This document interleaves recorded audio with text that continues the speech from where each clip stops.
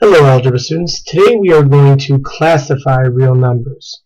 Now classifying real numbers is very important because for you guys to know, because when we're teaching in class we'll use this terminology, and it's very important for you to know what we're talking about when we say each of these words.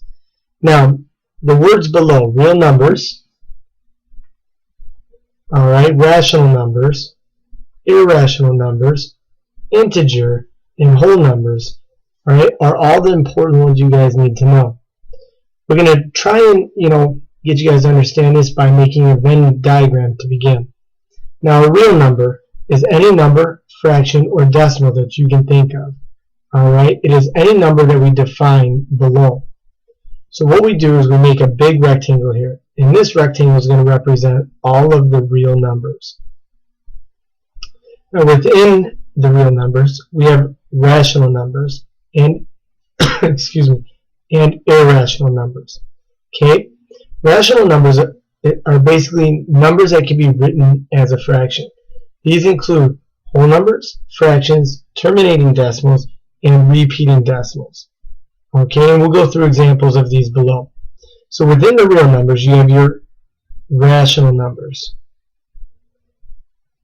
Okay, so we have our rational numbers. Okay, then we have our irrational numbers. Now, irrational numbers are numbers with pi or non-perfect square roots. Now, the reason these are is because these are irrational is because these decimals do not terminate, or these numbers cannot be rewritten as a fraction. So, although an irrational number is a real number, we do not include it in our set of rational numbers. So here we have our irrational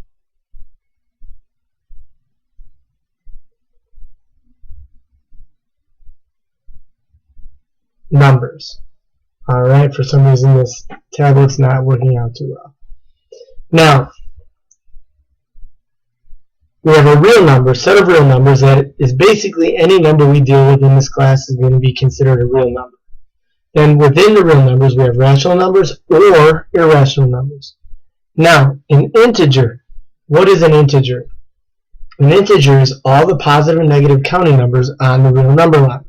Now if you think about any number on the number line, such as like 6, -7, 8, 15, can all of these numbers be written as rational numbers or as fractions? Yes, which means all of the set of integers is basically going to be within the rational numbers.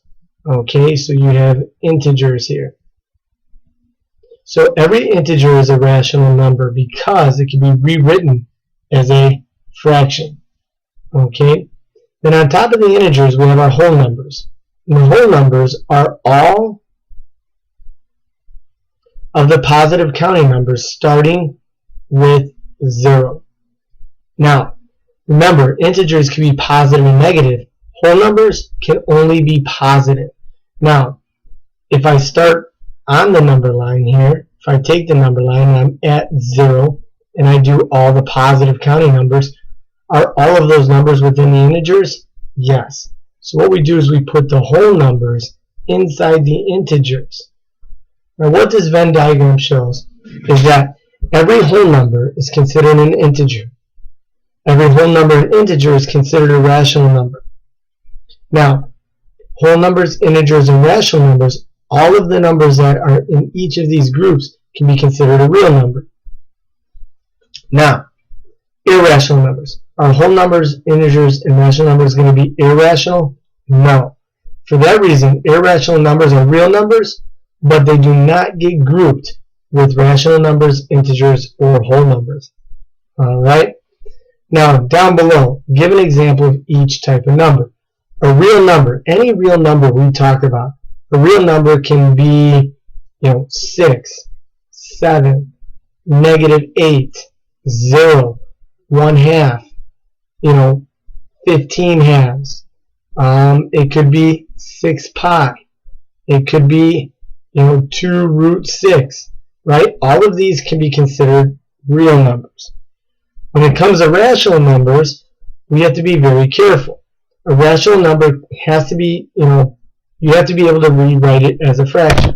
So, we look at it, we said it can be any whole number or positive or negative counting number. So we have -3, 2, it can be 0.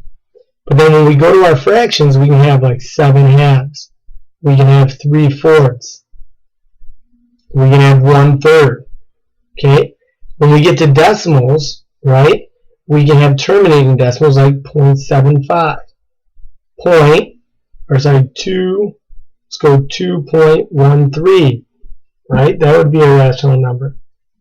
And then when we look at it even further, it could be a repeating decimal, such as 0.44 repeating. Okay, all of these can be considered rational numbers. Now, irrational numbers cannot be considered or cannot be rewritten as fractions. Therefore, anything that includes pi or square roots are going to be irrational numbers for you guys. So 3 pi, pi, 4 pi. Okay? Then if we took the square root of 6, square root of 3, all of these would be considered irrational numbers because when you evaluate them, you get ugly decimals that cannot be rewritten as a fraction. Now, if we do go back up to rational numbers, would the square root of 9 be a rational number? Well, when you simplify that, you get 3, which would be a nice number that can be rewritten as a fraction. Therefore, root 9 would be a rational number. Now, an integer, we said, is all your positive and negative counting numbers. So, when we look at integers, we can say -10, -15. We can say -6, 3, 0, 5, 10, 25, 20. And then we do 25. Then we can do 100,000 if we wanted to, okay? All these can be integers. Whole numbers. Whole numbers are just your positive counting numbers starting with 0. So 0, 1, 2, all the way up to, say, 1 million. And then it can keep going. Okay? All of these would be considered whole numbers. So, next, put a circle around the rational numbers, put a box around the irrational numbers, put an star next to the real numbers. Alright? If we circle rational numbers, can 4 be circled or be rewritten as a fraction? Yes. Can -5? Yes. 0.4 repeating? Yes. Pi? No. Pi over 2? No. -3.5? Yes. Square root of 25 simplifies to 5, and 5 is a rational number. 0 is a rational number. Absolute value of 3, that simplifies to 3, which makes it rational. Alright, square root of 45. Does that come out even? No. Negative square root of 3 does not come out even, so it's irrational.